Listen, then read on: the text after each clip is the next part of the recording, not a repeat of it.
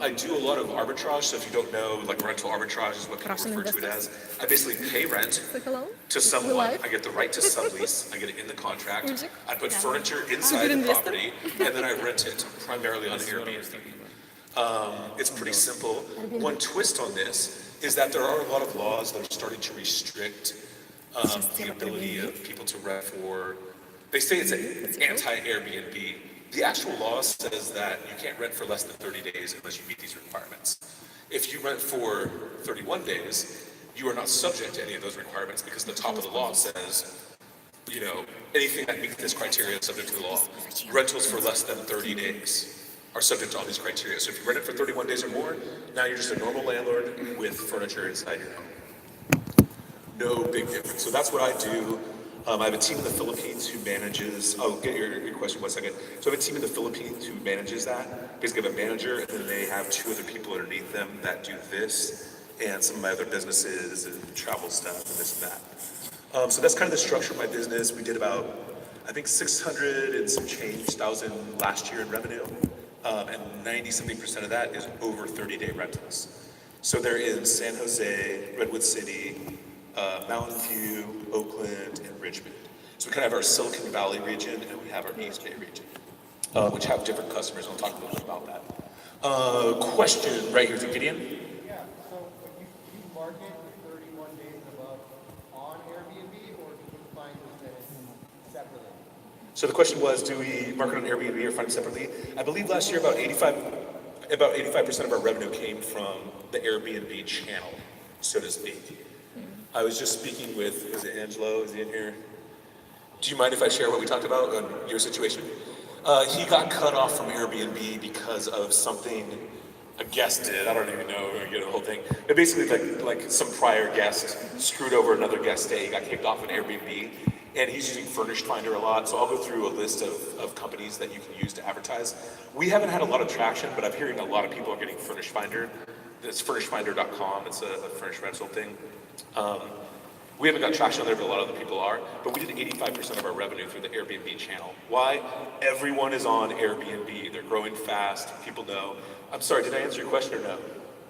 Sort of.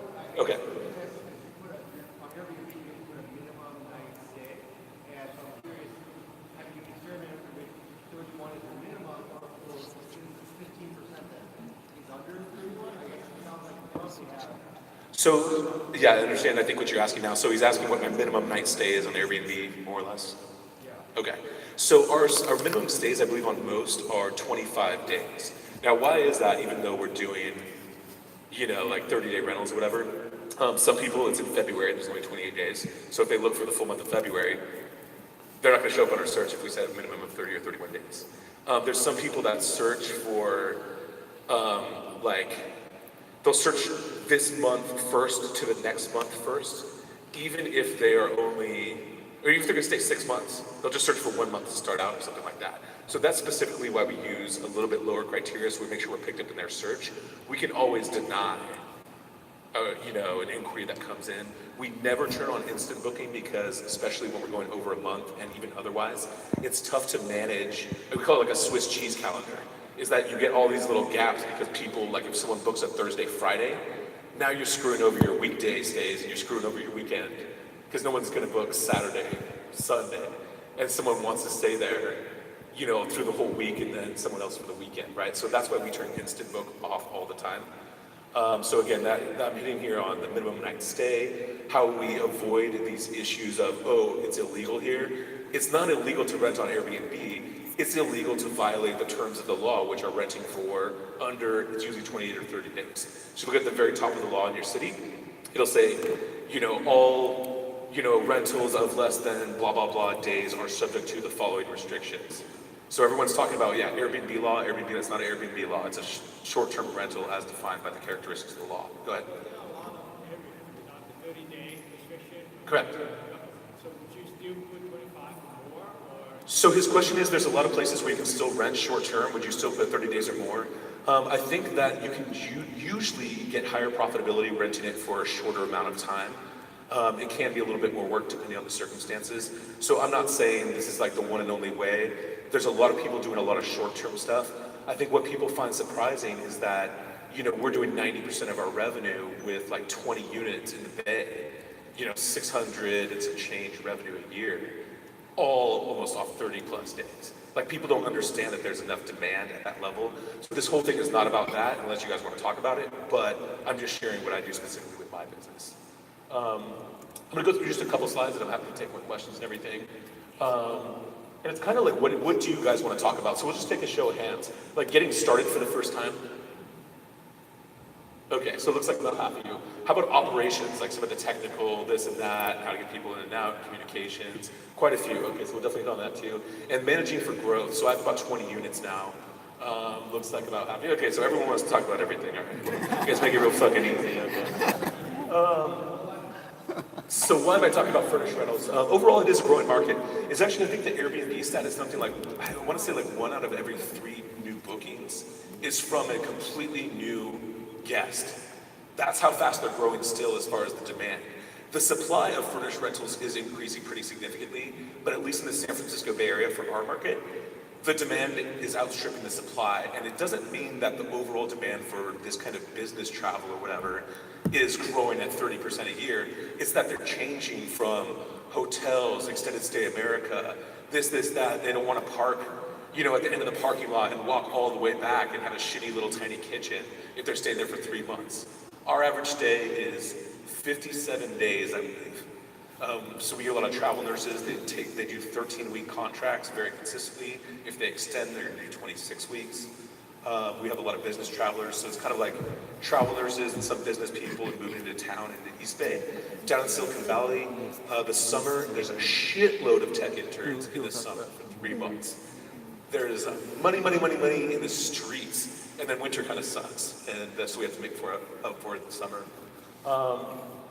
20 listings, yeah, 600 some change. I didn't put the exact number. I think we might even have 300 reviews on Airbnb, I'm not 100% sure.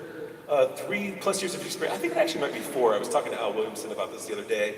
And why I say, I'm not saying I'm an expert, because 3 years isn't very long, or 4 years isn't very long. This industry is pretty new though. If you find someone who's been doing this for 4, 5, 6 years, they're like the OGs of the industry. But, some of those people might have 1 unit and they've been running like a backyard unit for 6 years. They don't really know what's going on. I think there are people doing way more than me and a lot of companies who are doing this rental arbitrage business. I think there's one called ZenPad, I believe, in the Bay. So we scope out our competition, right? You look on Airbnb down in Silicon Valley, you will see one of these ZenPad places on Airbnb. I think there's about 3 companies that I've recognized so far. I'm a little bit less active in this because my people manage it, but so anyway, there's some significant companies doing this, and there is a lot of money in it. Whether you own the property and you want to squeeze out additional income and have that kind of operation, or for me at least, it was kind of when I was getting started.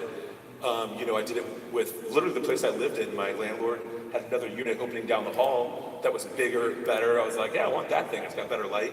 He's like, oh, I don't want to have to rent this thing again. I'm like, oh, I'll just pay you the rent and I'll take care of this one. He's like, yeah, fine. So that's how I got started with Airbnb after Al Williamson had tried to convince me for years. Another thing I want to say is watch out for the cycle. Generally, like hotel revenue is very volatile over an economic cycle. So I think right now, like for example, San Francisco, average nightly rate for a hotel, I believe is like 400-ish or 350. That was like $150 during the financial crisis. $150 of that was like something around there, less than $200 for the average nightly rate for a hotel in San Francisco. That's double today. If it doubled from when times were shitty to when times were good, what is the difference? But you guys don't like what I'm saying here, or what? I'm just joking. You can go do it. I'm just messing with you. Enjoy it. There's a construction development on this side, and Kathy, whatever. I'm honestly around with them. But watch out for the economic cycle. So I think that hotel revenue tends to be the most volatile. You're talking about a nightly rate, this type of product. And then probably like Airbnb, nightly vacation rates are in there. And then when you start to get to monthly, it's kind of like these shades of gray in between a full-blown hotel and a long-term unfurnished rental with a 1-year lease, which we call kind of a classic rental. So again, in my business, we're doing that month, but again, that revenue can be sensitive. So if your expense structure is fixed and your revenue is variable, and things are very good right now, I mean, I think this year, 2019, probably the most money I'm gonna make with these units in this cycle. I'm guessing. I mean, who fucking knows, but I also have some December 2020 put options because I think there will be a recession in the next year or two, my personal opinion. And I put my money where my mouth is. I don't know why that's in there again. And these are a few different subtopics. I'll just take a pause for a moment. If anyone had a question about what I was talking right now, I kind of want to, like help you guys out for what you want to do. So if you have questions, I can send out this presentation. You can look at more stuff later, but I'm happy to answer all your questions over here. No one has any questions? Back there.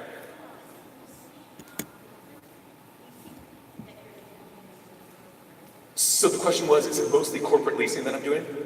It depends. Well, actually, let's define what corporate leasing is. So some people talk about, who's paying for it. Is it the person who's staying in the house, or is it the company of the person staying in the house? Almost all of my bookings are the person who's actually going to stay there, or is their company booking them through Airbnb sometimes. So it's a little bit of a mix, but most of it, the customer is paying. And those are actually two different things. Am I answering your question, first of all? Okay, the add-on I would do there, Al Williamson will talk more about this, so you should listen to him if you're interested in furniture rentals. He's done a bunch of corporate stuff and government stuff. And in that market, they basically have a rate that they're willing to pay. So the way to attract the customer, usually is the corporation pays, but the customer decides, right? So they have an allowance, especially with the government, it's a specific amount of money. So what they do is, especially if that's kind of an over-market rate, you provide a bunch of amenities so that the customer who's staying there wants to book the place, and they're using their corporate money to pay for it. So if they have a fixed amount and they don't get to keep the difference, they're just gonna get the best shit they can get. As opposed to almost every travel nurse, they get a stipend that's a fixed amount, and they are cheap as shit. And I don't mean that in a bad way, good for them, they got a family support, they've got a house somewhere. But like I've seen housing contracts for example in Oakland, I've seen them get $3,000 to like $6,500 a month for a single person. And guess what? They're trying to squeeze me down from like $2,700 to $2,550, $39, because they want to keep that other $3,472, or I didn't do the math right, but to themselves. So as a tag along to your question, is it a corporate or is it personal? We get mostly personal, and those are the differences in the decision making. And generally, if people get a fixed amount, they will, try to negotiate down. This also hits on price sensitivity of customers. Nurses, I would say, are almost always the most price sensitive, maybe unless you're dealing with students. Well, students themselves, if the parents are paying, that's almost like the corporate pay policy, right? If the parents are paying, you just want to give the kids whatever make them happy. So hopefully that adds a little bit to your question. Does anyone else have a question about something related or unrelated to something I've talked about? Move on to the next one. I'm sorry, right here. Getting again. Oh, I'm sorry. Actually, because you've already asked one, I'm gonna go way in the back over there. Juan, is that you? It's hard to see. Yeah, my question is, have you done short-term rentals, and why are you doing longer-term rentals in terms of 28 or 30 days? So the question was, have I done short-term rentals, and why do I do 30 plus days? Number one, there are laws in the Bay Area and specific cities that prevent renting for under 30 days. So there's some technical stuff in Oakland, but basically you're not allowed to rent for under 30 days in Oakland. Currently it's complaint basis, not heavily enforced. San Francisco has been like the same way for a long time, except there's active enforcement that's not just complaint basis. San Francisco reports, Airbnb reports all that data to the city of San Francisco, and they have pursued people for significant amounts of money on a nightly basis for violating the short-term rental laws of the cities. Oakland's a little bit passive now, but I think that's going to change. If you heard me earlier, I'm a felon, and I went to jail for a while. So I decided I'm just going to make my money legal ways, and I think there's plenty of ways to do that. So that specifically is, the tag along to that is that many cities are under review, have proposals out in the San Francisco Bay Area to restrict under 30-day rentals.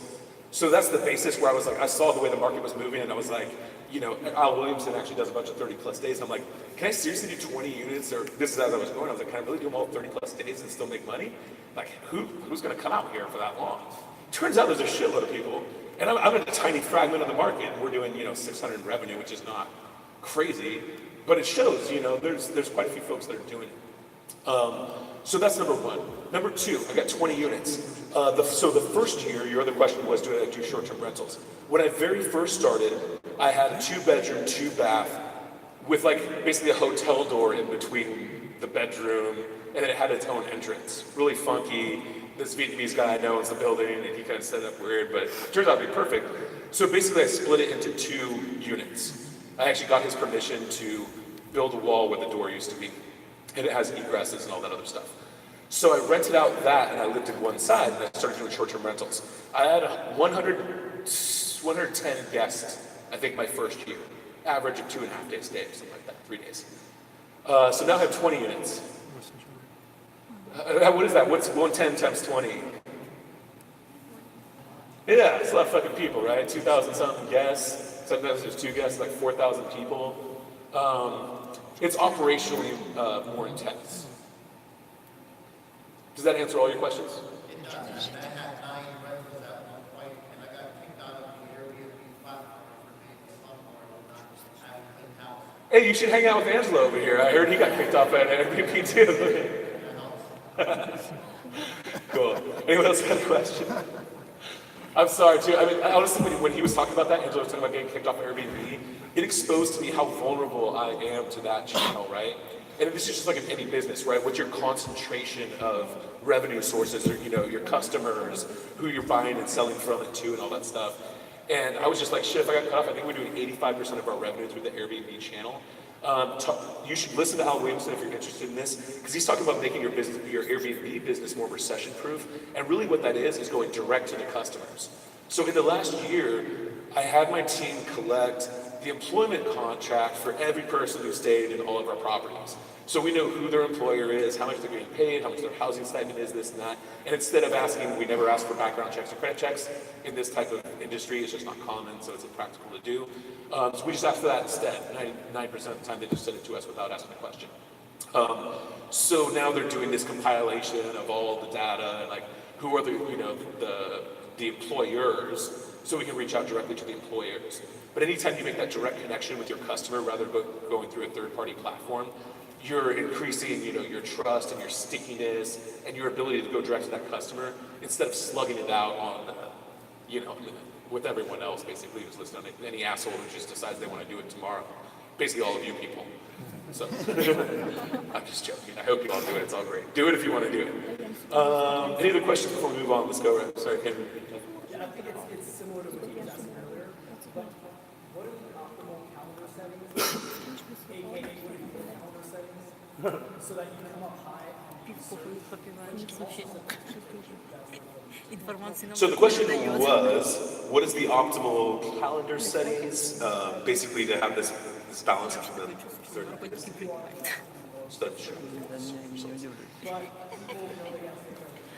Okay, so he's asking about the search results and people staying 30 days. This is a little bit tricky. It's almost 2 different things. So one is, how does Airbnb prioritize search? I'll talk a little bit about that. But here's the basics with 30 days. If someone searches for a property, yours will only show up if the entire reservation can be booked at your property. Does that make sense? I'm going to give you an example now. So basically, I talk to a lot of people who rent short term. Typically, they'll leave their calendar open for 3 months. So people can, if it's, whatever day it is today, February, March, April, May, you can book till May 17th, as of today. Some people do 6 months or longer. But what happens is, one person will book 2 months from now. They'll book a weekend 2 months from now, because some people plan ahead. I don't, but some people do. So anyway, if now someone else searches for, they want to stay for 3 months at your property, guess what? It's not going to show up, because there's someone booked a weekend. It's not a continuous stay there anymore. So it's not going to show up at all in the results. So that's number one. Again, if you put a 28-day minimum, if someone, if you put a 30-day minimum and someone searches for 29 days, you will not be in their results. If you have a booking that interferes with their start and end dates, you will not be in their results at all. So does that answer that? Okay. Number two, anyone who wants to do this should understand to some extent how Airbnb does search results. So they basically do not release their proprietary formula or whatever, but there's a lot of people who have figured it out. Keep this in mind whenever you're thinking about how you appear in search results. They're trying to make it good for the customer. So what does the customer care about? The customer cares about, if you want to take notes, these are some specific things. The customer cares about A, a quick response time. B, not getting denied to stay there when they send in a request. They want to make it as good as possible towards a hotel where someone can just book the damn thing as quick as possible. So Instant Book is nice in that way. I mentioned some other ways it messes with your calendar. And again, because we're 30 plus days, we don't mess with that too much. But again, if you're not responding quickly, that's bad. If you do not respond within 24 hours and sending you reminders the whole time and you don't do it within 24 hours, you're gonna go way, way down. That's way worse than just not responding quickly. Denying people repeatedly, especially if they send a booking request instead of an inquiry, will screw you up a lot. So booking request is when they're trying to book and you can just unilaterally accept it. An inquiry is when they're asking you a question, you have to pre-approve them and then they can book it. So those are two different types. Also, if you have Airbnb pictures, so go to the Airbnb platform, click on, hey, I want pictures. It used to be free. I heard it's like $90 now, whatever. You pay for it. Now they have Airbnb verified photos. Why? Because some people just put up pictures of some other place and then advertise it, right? And it's kind of scammy. So through Airbnb, if you request it, an Airbnb verified photographer comes out, they take the pictures, they post it. It's got a little Airbnb logo on the picture, and they boost that up in search results because they believe it's more reliable for their customers that are booking a place if they know it's for the same unit, they've sent someone out there, and the pictures are in fact a recent picture of that unit. Recent, to the extent they were taken. So those are a lot of the main search stuff. You can search more online about the specific things, and people talk about it, but I would say those are very important to make sure those things are in place, along with a good description and everything else, but that's how their SEO kind of works. Is there any other questions right now? Angela?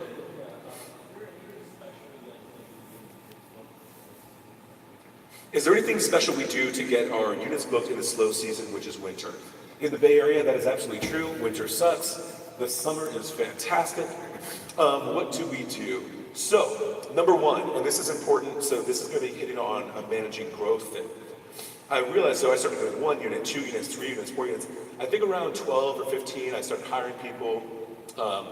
I read the book, if you want to know about outsourcing some of this stuff, which is important. I read this book, it's old, like 30 years old, I think, Work the System. And it's about writing processes and procedures and how to succeed in the business by doing that. I read this book, I was flying to Thailand actually, so I had like a 17-hour flight. And like, probably 3 or 4 hours into this book, I was just like, oh yeah, that's exactly like describing me, like I wanted this freedom, and I quit my job, and I'm out there, like traveling the world. But I'm literally on my phone, have to be on Wi-Fi like 24/7. And this is what actually happened. Sometimes you encounter things in your life that really just change your philosophy and make you do something different. And it has to do with family and travel, right? So my sister invited me to go to Havasupai, which if you don't know, is this beautiful like turquoise water down in the Grand Canyon. It's like a turquoise, waterful, like beautiful orange stone, kind of reddish stone. And so we're on our way out there, probably about 15 units at the time. And I just realized, I'm like, there's no fucking Wi-Fi at the bottom of the Grand Canyon. And we're camping there for like 3 days. And I literally had to shut down my business. Like with sparse Wi-Fi, I emailed my handyman and be like, hey, answer any questions that come by, like do all this shit. And I literally turned off all my Airbnb listings. And then I'm down there camping and like thinking about, oh shit, is this going on, is that going on? I was like as I walked, actually, I'm sorry, I didn't walk out of the canyon. I took a helicopter out of the canyon. I apologize. As I'm taking a helicopter out of the canyon, I'm just like, fuck it. Like, this is an awesome experience, and I don't want to miss these experiences because I need to be connected to Wi-Fi. And I don't want to miss the experiences all day because I'm spending 10, 12 hours on the fucking phone all day. And again, my goal was to travel the world and leave my job, and I did it, and that was great. And then I achieved that goal, and I'm like, hey, maybe there is more. Maybe I can travel the world and not work instead of travel the world and work, right? And so that was my eye-opening moment, and whatever it may be for you, we were talking, where's we were talking earlier, and he was like, yeah, last year when I came out, he's like, I was doing all my own bookkeeping for like 20-something units, I was doing this and this and that. And then when I heard you, he's like, I already kind of knew it maybe in the back of my mind, but I heard you say it. He like went back, hired a bookkeeper, like all this other stuff, got it done. He's like, and I got to spend my time with my friends, with my family, and do everything that's important to me. So again, if you want to take that approach, which I think is fantastic, you need to write this down and then bang the notebook against your head a few times is standard operating procedures. SOP, SOP, SOP, that's what Work the System, that book I mentioned, is all about. And it's all about, it's like having everything you do written down. We do it in Google Docs so it can be shared, it's searchable. We have probably almost 200 pages of SOPs. Sound crazy? Sort of, but a lot of it is like maintenance stuff. What do you do if they flip on a light switch and it doesn't work? Well, ask them to flip on another light switch and see if something else works. Like, is it the house? Right, look outside. If the whole block's out of, whatever, we can't fix it. But little tests and things like that, right? So it's in there, yeah, it's 200 pages, but they don't need to look at it unless they press Control F and search for light or electricity, right? So any little problem that pops up, I just tell my team. I used to write the procedures myself. That's how I started. And then I'm like, hey, anything that pops up, if you don't know how to do it because it's not the procedure, number one, research it, figure it out. If you need, ask me. And then write it in the procedure. So next time it happens, you press Control F, you search for it, you find it, you execute on it. And number one thing, their job is for me to not be working. That is their job. And they know that. That's actually literally written down. Their job is for me to not be working. And I try to do the same thing, like an event or this or that, right? Like my job is to do the things that I don't even want to say that I'm great at, things that I love doing. I don't care if I'm great at it if I don't love doing it. I could be great at scrubbing the floors. I could be great at doing whatever. I could be great at, whatever statistical calculations that I don't really give a shit about. I won't do it unless I really enjoy doing it, typically. Elisa. How do I make sure my team is following my procedures? Good question. Working or following my procedures? Both. Working, I'm a very results-oriented person. So if they get the shit done that I need done and the financials look good, I don't really care if they are working 1 hour a day or 100 hours a day or whatever it may be. If they get the results that I want. Someone actually asked me this because they work in an office, they have their team all surrounded, by them. And they're like, how do you know your team is working? They're like, oh, well, they're there. I can see them. And I'm like, I used to work in a fucking office, and I didn't do shit half the time. I was working on other stuff, right? So I think it's like really, are your employees motivated relative to the situation and the pay they're getting and everything else, and learning and growing and whatever it may be. So that's just working. Number two, are they following the procedures? I don't have a great answer for you off the top of my head. Do I check? No, not really. I think when problems arise, that's the time I find out when the procedures either aren't being followed or aren't well written. I'll be honest with you, there's probably more times when there isn't a procedure for it that I've laid out that causes a problem than them not following the procedures that exist, in my opinion. And I think this is always a tough thing, I think, when we're hiring people and dealing with people, is that I'm always like, oh, fuck, why didn't they do this right? And it's like, usually it's a lack of written procedures or training is the reason they didn't do it right. It's not, it's kind of like, we got to take the responsibility as the leader. I apparently probably didn't set them up good enough. And there's many situations where that happened, but then I also trained them on how to create SOPs. So to answer your question specifically, how do I know they're following the SOPs? I do not check. If problems arise, I know about it. And if we hit our numbers and there's no crazy complaints, then I'm a very lax type of manager. I'm just like, hey, here's the results I want. You hit them. I kind of don't exactly care how you get there. Because if they're fucking up a lot and our reviews are bombing, people aren't going to book our place. Or it's going to show up as a vacant.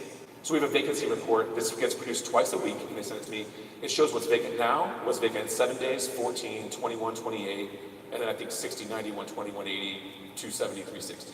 We actually have bookings that are a full year, furnished rental, at like $700, $800 above the normal rent that we paid. For a full year, we actually have 2 of them, 365-day bookings. So again, through that, I can see if it becomes vacant, and it's vacant for a bunch of time. I'm like, what's going on?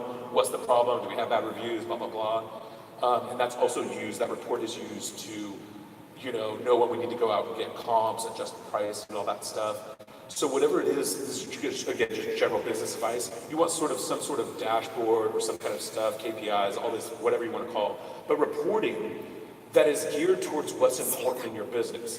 What's important in a furnished rental business? That there's a fucking person in there paying rent. That's number one, right? And that's a combination of pricing and vacancy. And you can always trade off one for the other. You want 100% occupancy next year? No problem. You lower your price low enough, you'll get someone, to book it for a year, whatever, with no gaps in between. So that hits on a bunch of different stuff, but again, it's those reporting mechanisms that allow you to manage the results is what I care most about and what I try to do. So I'll peek at that thing, maybe once a week if it's going really good, maybe once every 2 weeks, and then I have some financial and managerial reports that I review on a monthly basis after they're prepared. And I'm supposed to have a weekly meeting 1 hour meeting with my manager, and I haven't done it in like 2 months. But because they did better this winter than last winter, I'm like, hey, relax, have fun. She's pricing summer higher than last time, so it's working for us. Elijah? How did you get started with your team? Who did you hire first? How do you manage your outsourcing and local guys that are cleaning, maintenance? How many people do you have? Okay, this is a lot of questions. I haven't smoked that much weed today. I'm sorry, they closed the balcony out there. Okay, so start with the first two, and we'll go into that. I know, I didn't say I smoked too much weed, I forgot. I said I haven't smoked enough, so I'm not my normal, vibe. How did you get started with your team? Who did you hire first? And how much do you pay them? Okay, how did I get started? Who did I hire and how much do I pay them? So I originally started mostly looking on Upwork.com, which is, for anyone who knows remote work, it's very standard. I then went to Outsourcely, which is more focused on longer term, like monthly permanent employment, versus Upwork is a little bit more gig-like. Now, I use onlinejobs.ph.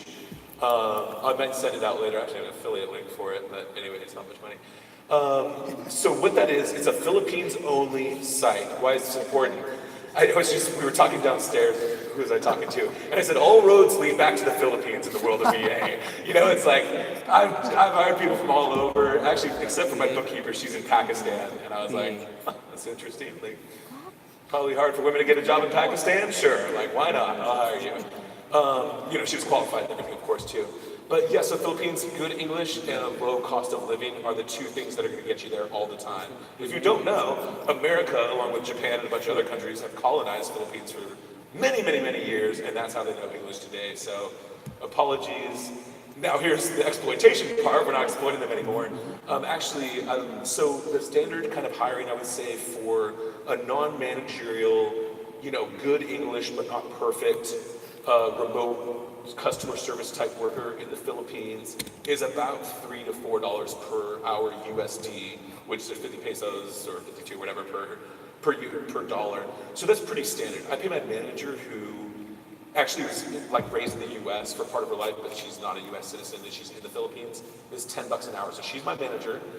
She maintains all the SOPs. She trains and hires and fires.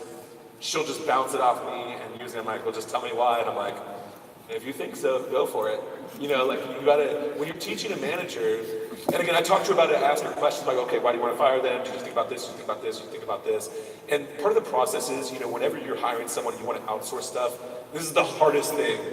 I was talking at Raul's meetup, and I had a thing of Let It Go, if you know that song or whatever. It's funny, someone told me, they're like, have you ever watched the movie? I'm like, no. They're like, Let It Go, she actually thinks she wants to let it go, but she comes back to it later. And I was like, okay, maybe that's more relevant to actually the situation, right? Because it's so hard to let go of the control, right? Like, you're the only one who knows how to do it. I actually think I had some slides on this, but I've just been chit-chatting. But it's so hard to let it go, I think. We think we're the only one who can do it, right? Like, I was the only one who knew the pricing right. I was the only one who knew how to do this right. I was the only one, who could do that. And really, what the big challenge was is like, do I actually know how I think I do shit? Right? You would think that if you know how to do it all, you should be able to write it down, right? But that was a huge challenge when I got to the SOP. I went to write it down. I was like, how do I make these decisions? But that's why, so many business people say, write stuff down. What are your goals? Write them down. What do you want to do? Write them down. Why? Because not only it makes it real, but you have to make yourself really think, because when you read it out loud, then you have to ask yourself, is this really what I want to do? Is this really what I believe? And that's easy to get worked up, I think, in your mind, but a little bit harder otherwise. I think I'm drifting a little bit here from your original question, but I think it hits on all the various topics that we wanted to talk about here, right? About managing growth, about hiring people, about outsourcing. So to go back, I hit on what's the specific dollar amount. Yeah. Where do I hire them? I only hire them on onlinejobs.ph right now for the reasons I stated, because of good English and the lowish cost of living and cost for us. Not even my manager, the one that's getting paid, I think $4 something an hour, she just built a house on Cebu Island. I don't know if you've been to Cebu, it's a beautiful island. We did our work retreat out there this year. I used to do a work retreat every year, and I fly everyone in, and we go snorkeling and hang out and shit. But yeah, so she built a house. I can't afford to build a house here, even on the money I made last year. That's not enough income to even qualify for a loan. And I think she just paid off her loan on the house. So again, it's just like an investor or whatever think, oh man, I feel bad about someone, advantage of someone. It's like, you need to pay them a good market rate for what they're doing. But just because it's $4 an hour for you, I mean, that's 210 pesos an hour for them, and they can build a house. I think that's a great win-win situation where now she can have stability for her family, and we can get a great employee for the long term because she's getting paid enough to have her own house that she owns, which frankly, I don't know if I could do it here, but also I don't care about it because I got houses wherever I go. So, not that I own that, but right, I can rent anything anywhere. So I think I hit on everything. Is that right? Or you also had 7 other questions? No, I'm just kidding. Regarding cleaning crew and the service team here on the ground. Cleaning crew here on the ground. I used to use my handyman. I was stupid because he he didn't clean, first of all, he has some people helping him out. He lives in Richmond.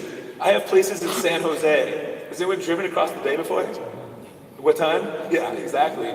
So it was fucking nuts. And I just told my team, hey, you gotta find local cleaning crews. Oh. And so we have actually a specific SOP on how to find people like that.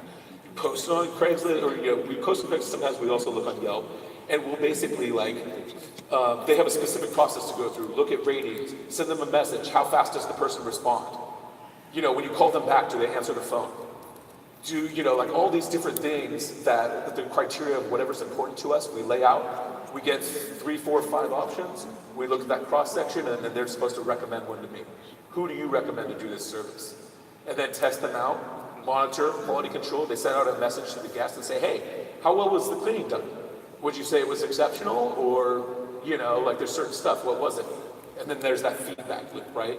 So this is like anytime hiring, you need to write down again, if I have to say it again, I'm gonna smack someone with the microphone, write it down exactly what you want in that role. Actually, Rika, if you don't mind, so the awesome photographer over here, Rika, if I'm not mistaken, we needed a photographer for Airbnb units. I had them to actually post on Craigslist, I believe. Is this right, Rika? I know you're taking pictures, right? I had to post on Craigslist with that exact type of criteria. How fast do they respond? What is their portfolio like that? Have they done something similar? Like this, that. And I think you've done some real estate photography and other things. Rika has taken pictures of, I think, probably all 20 of my units. She's taken awesome pictures of the conference for several years. So those are an explanation exactly of those processes and procedures that we go through to find someone.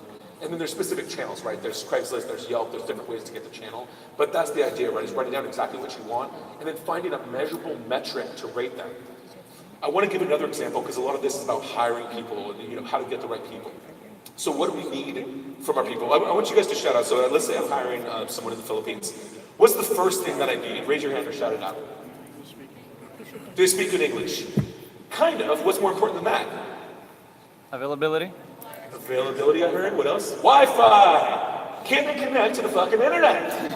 I'll tell you, if you're not familiar with the Philippines, it's a chain of islands. Manila, whatever, it's dirty, but it gets fast Wi-Fi.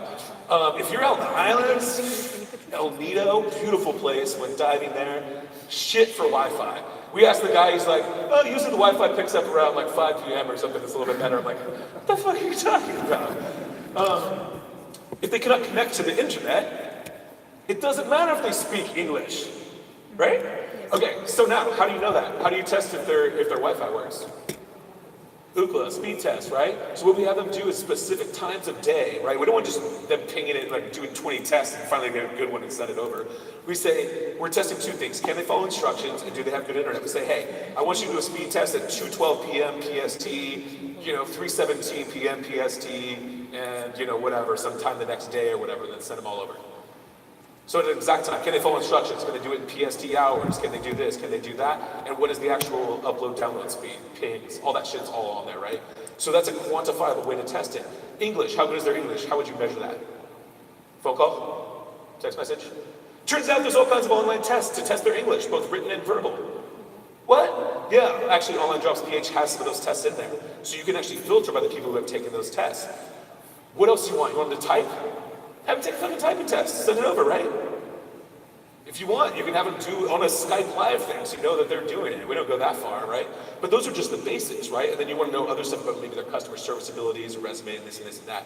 My only point being is, whatever you want, write it down, try to find a quantifiable way to assess that. If not, there's qualitative tactics too, right? But this is gonna, when you lay all that stuff out side by side by side, that's when you really start seeing who's prevailing, you know, and who's the most important, what's the most important factor that you're going after. So does that all make sense? Kind of an approach to hiring, approach to doing it. I'm not going to answer any more questions just now. I like you, Elijah, but back here, yeah. I'm going to say ladies first. I think I didn't see any ladies' hands up. That's Jennifer. You had a question.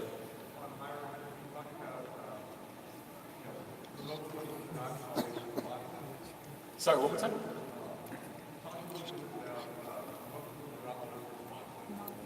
Remote people that are not always responsive. And how I hire a manager. So remote people that are not responsive. You know, I have a little bit of an issue with this from time to time. Basically what I do is, so we use Skype, we're thinking about switching to Slack, but we use Skype. There's like a login channel or whatever, so they say if they're there, if they're not there. And if I need something done and I message them and they're supposed to be on there and they're not, you know, I talk to my manager, I say, hey, they weren't there, like go straight shit out or whatever. Again, I'm a results-oriented person, so if they meet the results, I don't really care if they're there or not, if they can get it all done. So that was your first question. I'm sorry, what was your second question? How do I hire my manager? I hired some of these people a while ago. My manager, I think, was about 2 years ago, so I didn't have as good of a process. But my main thing, so for a manager, for me, one, can they listen, learn, and grow? So I don't want someone who's hard-headed or thinks they know everything. Number two, she spoke fantastic English and actually had been raised in the US part of her life, so that worked out really well.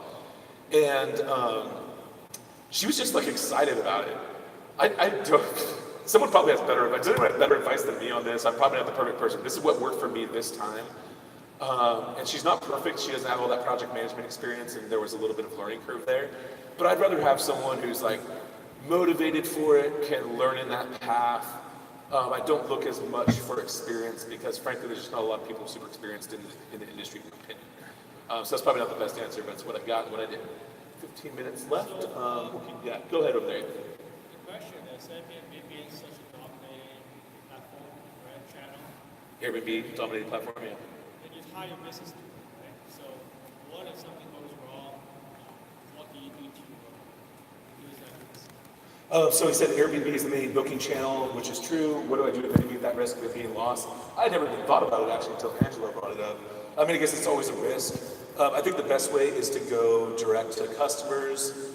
There's a lot of other channels that I'm going to kind of flip through here. Okay, there's a few here. HomeSuite actually changed its second address, so they do 30 plus days, which is one. Furnished Finder isn't on here right now. Or Furnished Number is my company. Furnished Finder is not on here, but that's another popular one right now. VRBO is a little bit more vacation-y, I think. Facebook is growing like exponentially. Definitely get your stuff on Facebook. They have like the property listings and all that stuff. But how to mitigate that risk, the best way is to go direct to the employers, you know, of the customers that are regularly coming. And then secondly, to diversify among different channels or book it through your own thing. One more question? But with Airbnb, basically provides some form of insurance, right? Airbnb does, so his question is, that Airbnb provides some form of insurance? Yes, up to $1 million, but I believe that's after you exercise your own insurance policy, anything not covered by that. In theory, it only gets pushed. Basically, if something happens like that and you're really scared, what you need to do is tell them you're going to publish it and call every newspaper in the area if you have some disaster, and eventually the publicity will push them over to pay it. Up there. I know someone personally that this happened to, by the way. Two questions. Number one, the key units that you manage, did you encounter any pushback from the owners of the company you're going to sublease it? First question. The second question is, the cities that require 30 days, are the requirements for less than 30 days really that burdensome, or is it essentially making it possible? Okay, so you have two questions. The second question that you asked is like, are the requirements for under 30 days? Generally, the requirements for under 30 days that you don't live there, you can't do it. So that's pretty burdensome in that it's not possible because you can't live in 20 units. So highly burdensome. Sorry, your first question was what?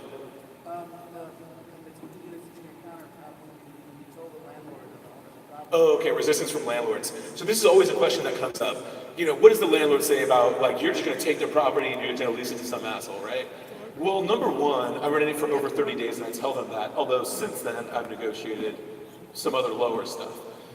It's the overcoming the resistance mainly has to do with what's the benefit for them. The higher the benefit for them, the more the resistance comes down. So what are the benefits to them? It differs in different areas. Are they wrapping up on the other side?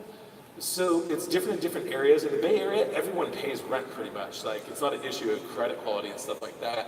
So the stuff that I've found are a couple different things. Sometimes they don't want to be bound by rent control type stuff, and maybe if you're a little more flexible. They don't want problem tenants that are gonna like sue them for something or just cause a fucking headache. They don't want to deal with minor maintenance stuff where they have to send someone out and pay them like $300 to replace a light bulb. So those are all the things that are, like smooth operations for the landlords and things that overcome those objections to subleasing out the property. A lot of it too is just marketing. It's how you pitch it to them, right? You come in and say, hey, I'm gonna rent your place, and then just put furniture in and rent it out to a bunch of assholes, the way I described it earlier. No, I don't think that's the best marketing plan. So what's a different way that you could say that, right? Hey, I'm gonna manage your property for free for you, and I'm gonna guarantee the rent.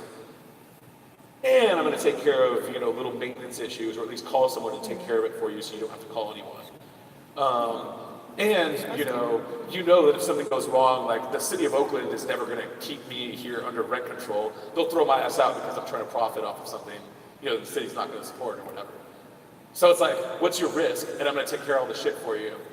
So those are the standard pitches. Again, if you're in a different area with low credit quality, hey, you got a good credit score, hey, I'm gonna pay rent on time, I'm putting my money behind it, my deposit, my credit score, and that's another way to convince them. Up there in the back, we got a question?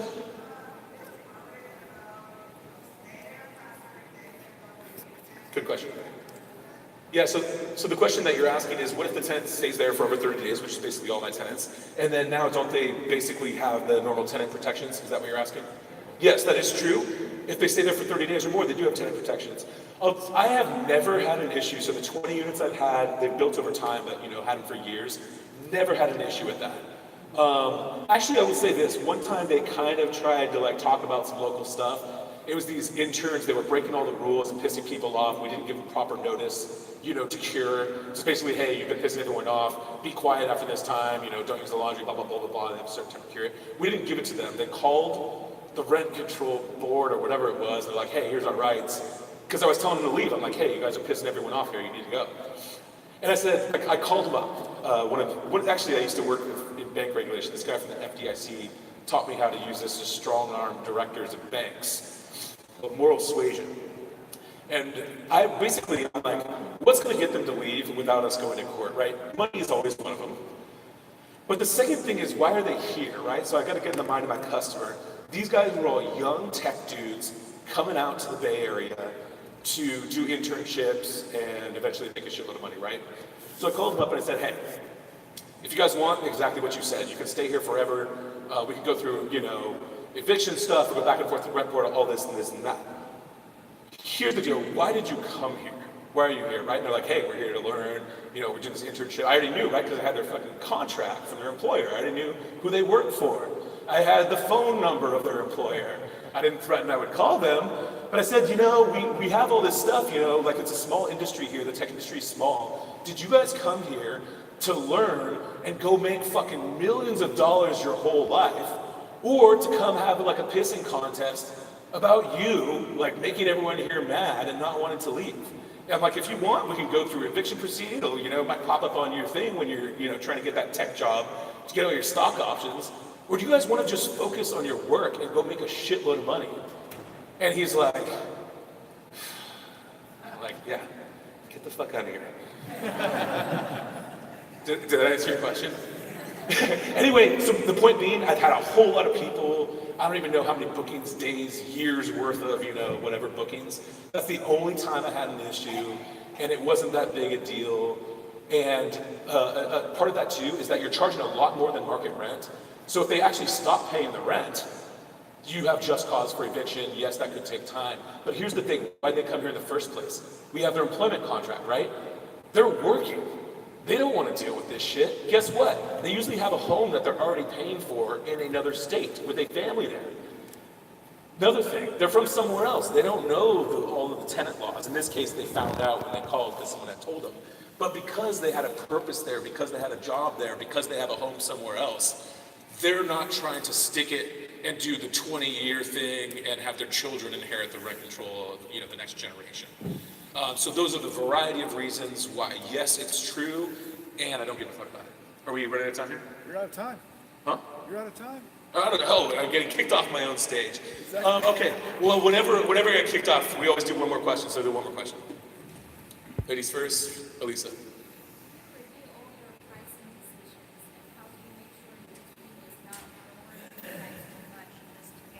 So pricing decisions and how do I get my team to lower the price or the right amount? So we have an SOP for comps. What do? They go around and find the Airbnb units with a lot of reviews, do a 1 month, they're doing a 1 month search for the same type of unit, do the comps, and then they price relative to the comps.